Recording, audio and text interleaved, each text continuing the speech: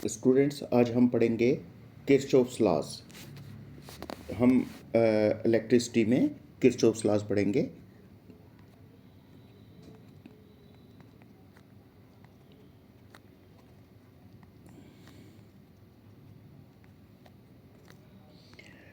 तो सबसे पहले किरचॉफ का फर्स्ट लॉ।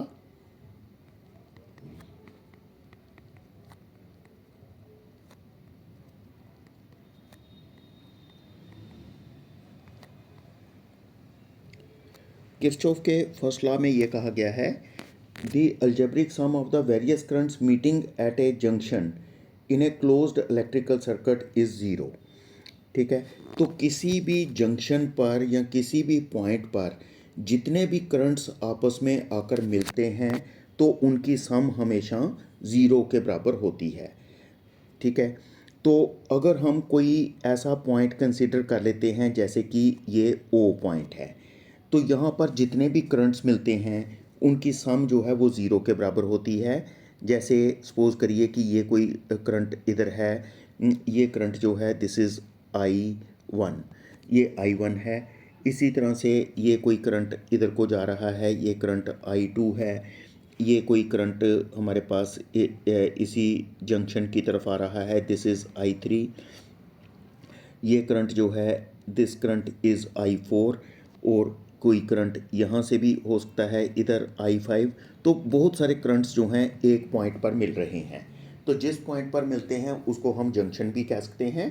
तो इसमें यही बताया हुआ है कि the algebraic sum of the currents meeting at a point और junction is always equal to zero.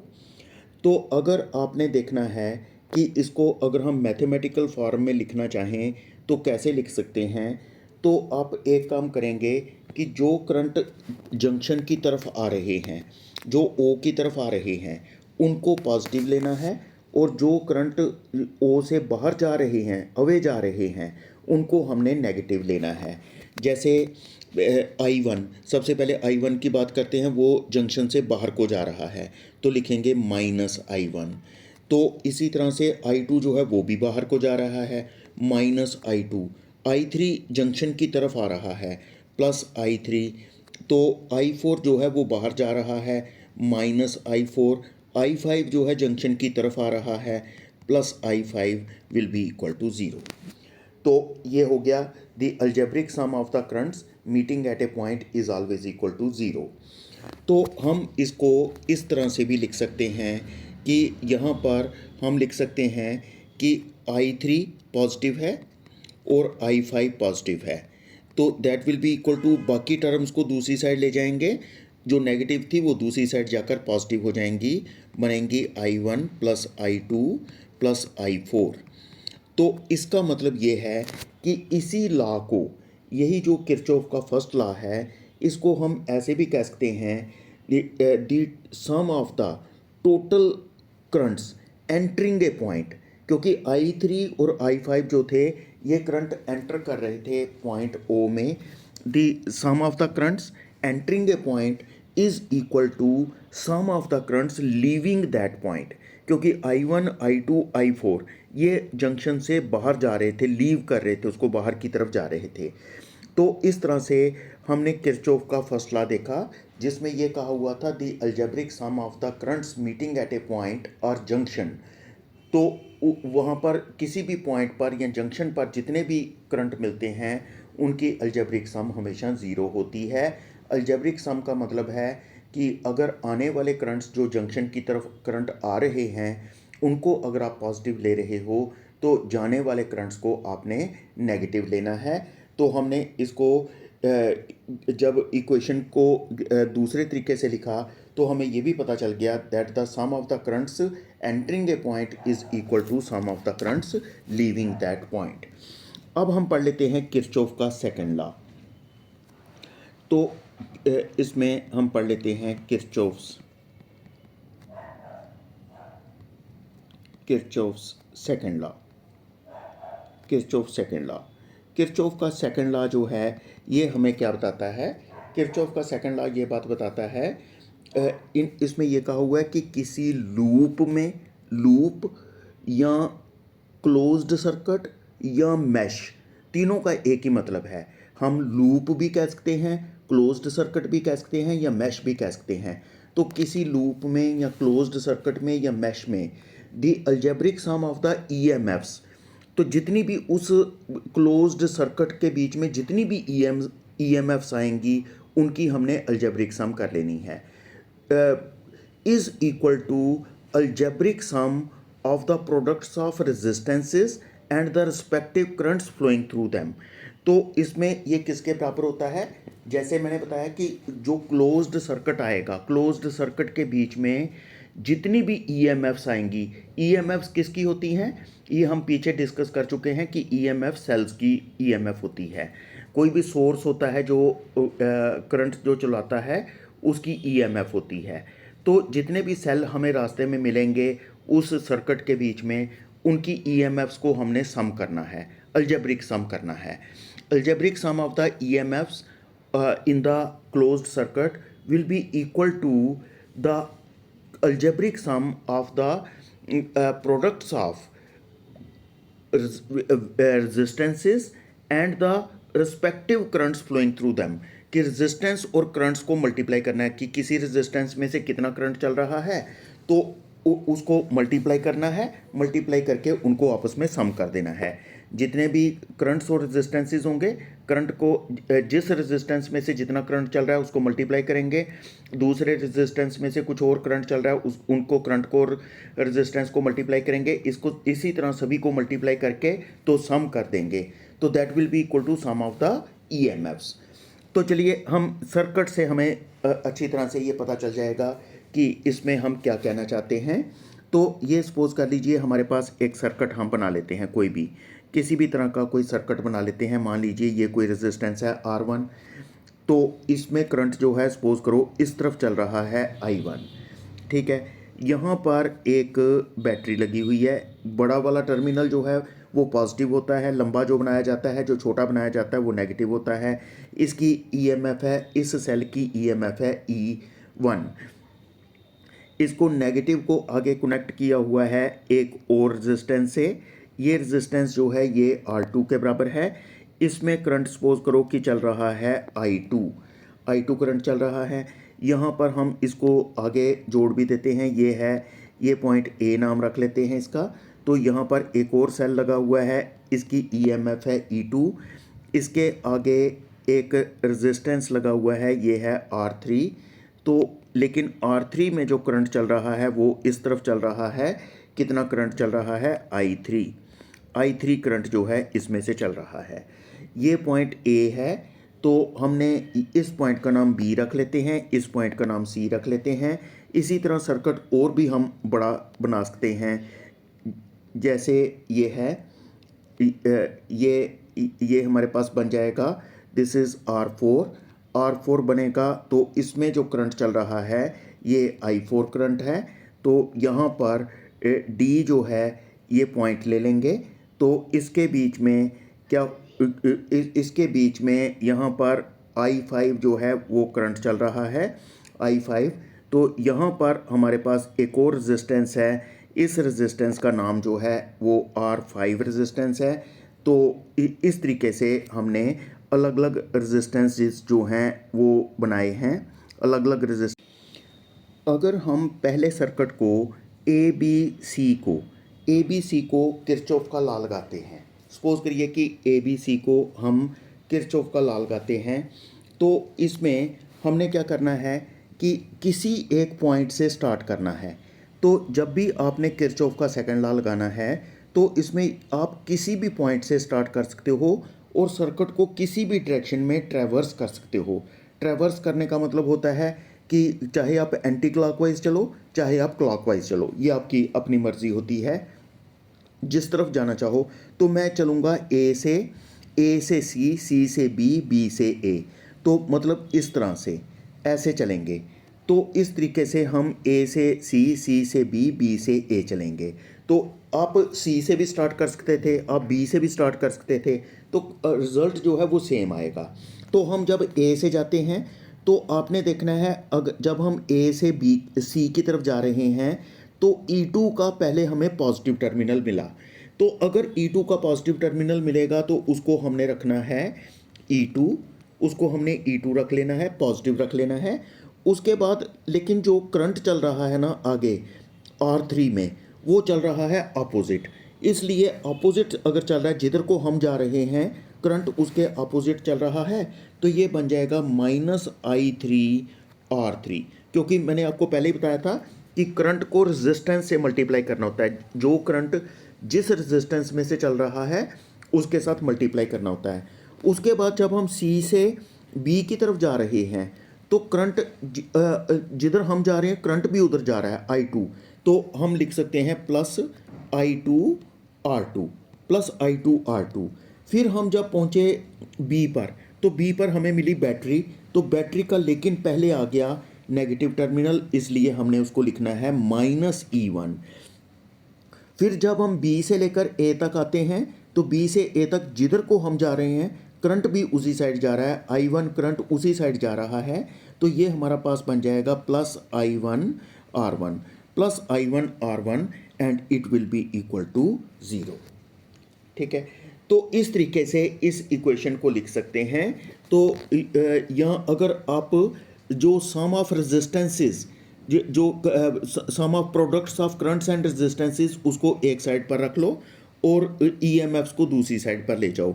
जैसे इसमें I1R1 जो है वो पॉजिटिव है, तो +I2R2 तो लेकिन I3R3 माइनस है, नेगेटिव है I3R3, लेकिन मैं E1 और E2 को उधर ले जाता हूँ, तो E1 उधर जाकर पॉजिटिव हो जाएगा और E2 उधर जाकर नेगेटिव हो जाएगा।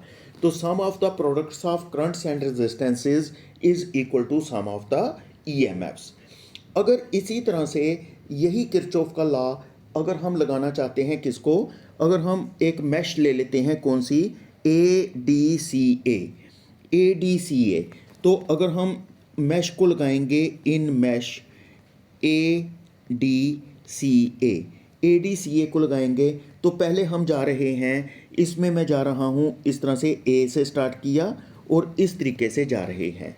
ठीक है, इस तरफ हम जाएंगे, हम जा रहे हैं एंटी क्लॉकवाइज। तो पहले भी हम एंटी क्लॉकवाइज गए थे, अब भी एंटी क्लॉकवाइज जा रहे हैं। तो लेकिन बेटा अगर आप क्लॉकवाइज भी जाओगे तो तब भी कोई फ़र्क नहीं पड़ेगा, तब भी रिज़ल्ट हमारे पास सेम आएगा। तो लेकिन इसके रूल्स को सही तरह से फॉलो करना है। तो जब हम A से लेकर D तक जाते हैं, जिधर हम जा रहे हैं करंट भी उस तरफ जा रहा है, I4R4। आगे हम जब D से C की तरफ जाते हैं, जिधर हम जा रहे हैं करंट भी उधर जा रहा है, I5R5। ठीक है, तो जब हम C से लेकर A की तरफ जा रहे हैं, तो जिधर हम जा रहे हैं करंट भी उधर जा रहा है, +I3R3। तो लेकिन पहले आ गया नेगेटिव टर्मिनल, यानी उसका सेल का E2 का -E2 इज़ इक्वल टू 0। या आप ऐसा भी कह सकते हो कि I4R4 plus I5R5 plus I3R3 is equal to E2, तो ऐसा भी कह सकते हो। तो इस तरीके से हम किरचॉफ के सेकंड लॉ को बिल्कुल ईजिली एक्सप्लेन कर सकते हैं। किरचॉफ के सेकंड लॉ को हम ईजिली एक्सप्लेन कर सकते हैं कि किस तरह से किरचॉफ का लॉ जो है किसी मैश को या लूप को या क्लोज्ड सर्किट को लगाया जा सकता है। जैसे मैंने बताया, इन तीनों वर्ड्स का मतलब सेम है, लूप कह लो, चाहे मैश कह लो, चाहे फिर क्लोज्ड सर्किट कह लो।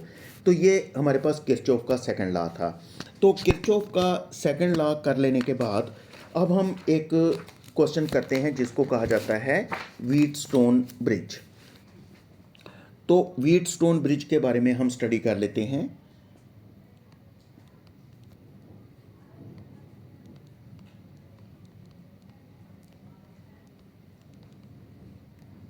व्हीटस्टोन ब्रिज में क्या होता है कि इसमें 4 रेजिस्टेंसेस जो हैं वो दिए गए होते हैं हमें। एक रेजिस्टेंस जो है वो इस तरह से है, this is resistance A, this resistance is P। ठीक है, तो ये लगा हुआ है A और B के बीच में, P रेजिस्टेंस लगा हुआ है। इसी तरह से एक रेजिस्टेंस जो है, दिस रेजिस्टेंस इज Q, तो ये B और C के बीच में लगा हुआ है। एक रेजिस्टेंस जो है ये लगा होता है बिटवीन ए एंड डी, तो ये रेजिस्टेंस जो है इसका नाम रख लेते हैं आर, और एक रेजिस्टेंस जो है ये लगा होता है बिटवीन सी एंड डी, इस रेजिस्टेंस का नाम हम एस रख लेते हैं। तो एक गल्वेनोमीटर लगाया जाता है between B and D, B और डी के बीच में एक गल्वेनोमीटर लगाया जाता है। गल्वेनोमीटर का काम होता है करंट को डिटेक्ट करना कि क्या करंट चल रहा है या नहीं चल रहा, क्योंकि ये एक बहुत ही सेंसिटिव डिवाइस होता है गल्वेनोमीटर। तो थोड़ा सा भी करंट अगर चलेगा तो ये जल्दी से ये डिटेक्ट कर लेगा कि सर्किट के बीच में करंट चल रहा है या नहीं चल रहा। तो अब ए और सी के बीच में एक बैटरी लगाई जाती है, ए और सी के बीच में एक सेल या बैटरी लगा दी जाती है। यहाँ पर की भी होगी, की का मतलब है ऑन ऑफ स्विच, कि अगर आप सर्किट को ऑन करना चाहते हो या ऑफ रखना चाहते हो, अगर आप की को लगा दोगे, की को इंसर्ट कर दोगे तो सर्किट ऑन हो जाएगा। अगर की को ऑफ रखोगे तो सर्किट, की को बाहर निकाल के रखोगे तो सर्किट ऑफ रहेगा। तो इसमें बच्चों ऐसा होता है कि मान लीजिए सेल की वजह से, सेल की ईएमएफ है ई, तो सेल की वजह से इसमें करंट जाना शुरू होता है। करंट आपको पता है हमेशा चलता है पॉजिटिव से नेगेटिव की ओर। तो करंट पॉजिटिव से जाता है ए पर, तो ए पर जब जाता है कितना करंट जाता है आई। यहाँ पर ए पर पहुँचकर तो करंट को दो रास्ते मिल जाते हैं, एक बी की तरफ एक डी की तरफ। तो मान लीजिए बी की तरफ जो करंट जाता है दैट इज़ I1, और जो बाकी करंट बचता है, बाकी कितना करंट बचा I माइनस I1, क्योंकि टोटल था I, तो I में से I1 चला गया बी की तरफ, तो जो बाकी करंट बचा वो चला गया I minus I1 towards D. अब जब बी पर I1 पहुंचता है, I1 जब बी पर पहुंचा तो बी पर पहुंचकर उसको फिर से दो रास्ते मिल गए। एक तो गल्वेनोमीटर की तरफ करंट जा सकता है, सपोज करो IG करंट जो है गल्वेनोमीटर की तरफ चला जाएगा, और जो बाकी करंट बचेगा, कितना बचेगा, I1 में से IG तो उधर निकल गया, तो बाकी करंट C की तरफ जाएगा। तो जब ये दूसरा करंट जो है I माइनस I1 जो R से जा रहा है, वो जब D पर पहुंचेगा तो उसमें और करंट आकर मिल रहा है, कितना, IG उसमें और मिल जाएगा आकर, तो टोटल करंट कितना बन जाएगा, I माइनस I1 तो आ रहा था A से D की तरफ, तो उसमें साथ में IG आकर मिल गया। तो अब C की तरफ, B से C की तरफ करंट जो आ रहा है वो आ रहा है I1 माइनस IG, और जो D से C की तरफ आ रहा है वो आ रहा है I minus I1 plus IG। तो इन दोनों जब ऐड हो जाएंगे C पर आकर, तो plus IG minus IG cancel हो जाएगा, minus I1 plus I1 cancel हो जाएगा, तो बचेगा current I that will go towards the negative terminal. तो करंट कितना चलना शुरू हुआ था, I करंट चलना शुरू हुआ था पॉजिटिव से, तो नेगेटिव की तरफ करंट I आएगा। तो इस तरह से पूरे सर्किट में करंट जो है वो डिस्ट्रीब्यूट हो जाएगा। तो अब हम ऐसा करते हैं कि अब हम पहले तो किरचॉफ का जो सेकंड लॉ है वो हम लगाते हैं मैश को, कौन सी, हम ले लेते हैं ABDA। तो पहले मैं मैश कंसीडर कर लेता हूँ, इन मैश किसको कहते हैं, क्लोज्ड सर्किट को, जैसे मैंने पहले बताया था, इन मैश ABDA। तो ABDA मैश में क्या हो जाएगा बच्चों, मैं A से B जाता हूँ, B से D, D से A। तो पहले जब A से B जाते हैं, तो A से B जब जा रहे हैं, जिधर हम जा रहे हैं तो करंट भी उसी तरफ जा रहा है, तो that will B I1 into P, resistance है P। तो जब हम B से D जाते हैं, जिधर हम जा रहे हैं करंट भी उधर जा रहा है, तो ये बन जाएगा प्लस IG, करंट IG, तो सपोज करो गल्वेनोमीटर का रेजिस्टेंस है G, IgG। तो जब हम D से A की तरफ जाएंगे, तो जिधर हम जा रहे हैं करंट हमसे अपोजिट जा रहा है, minus I minus I1 into R, and it will be equal to 0। इतने से सर्किट में कोई भी EMF नहीं आई, कोई भी बैटरी या सेल नहीं आया, तो सिर्फ हमने क्या किया, products of currents and resistances किए, and that comes equal to 0। इसको हम रख लेते हैं फर्स्ट इक्वेशन। इसी तरह से जो हमारे पास BCD, तो हमारे पास जो दूसरी मैश है बी सी डी बी, इसमें हम क्या करते हैं, किरचॉफ का लॉ लगाते हैं।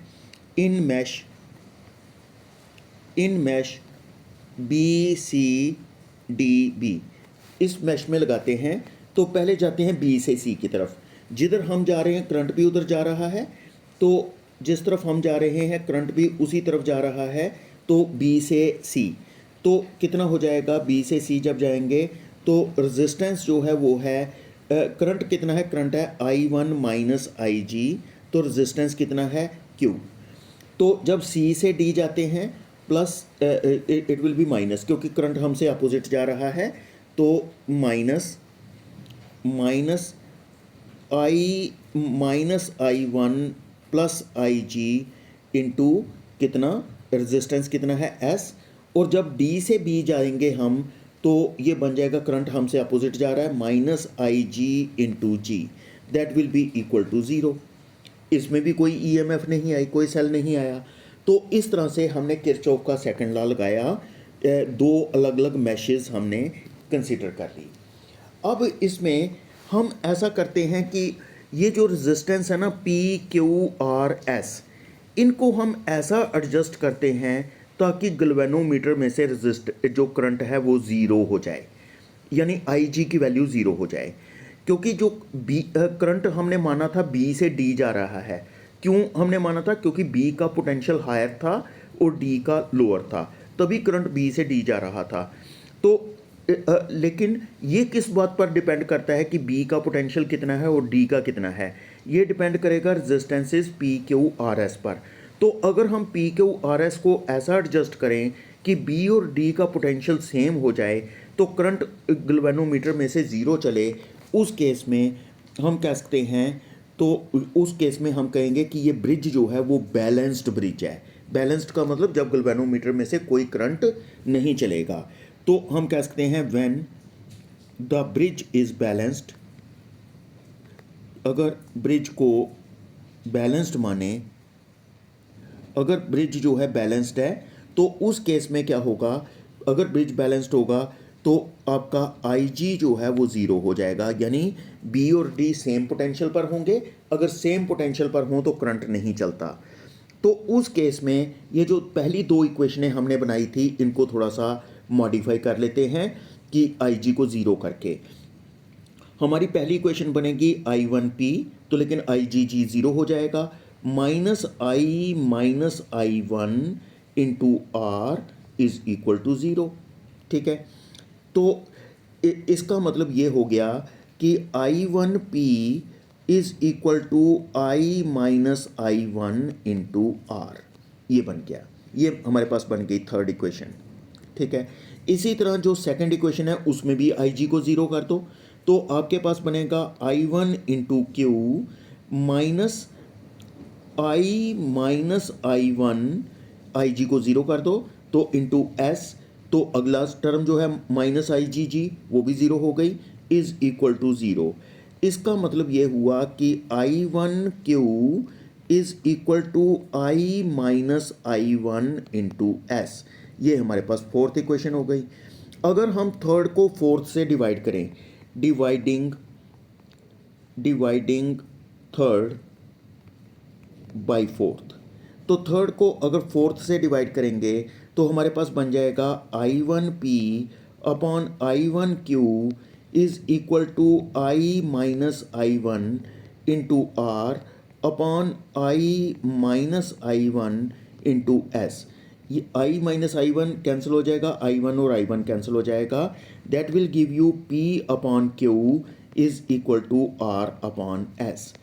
तो जब ब्रिज बैलेंस होता है तो रेजिस्टेंसेस की रेशो आपस में बराबर होती है, तो P upon Q is equal to R upon S, लेकिन ये सिर्फ तभी होगा when the bridge is balanced. अगर ब्रिज बैलेंस्ड नहीं है तो हम इस इक्वेशन को यूज़ नहीं कर सकते, P by Q is equal to R by S. जब ब्रिज बैलेंस होता है यानी B और D का पोटेंशियल सेम है, गैल्वेनोमीटर में से कोई करंट नहीं चल रहा, in that case P by Q is equal to R by S.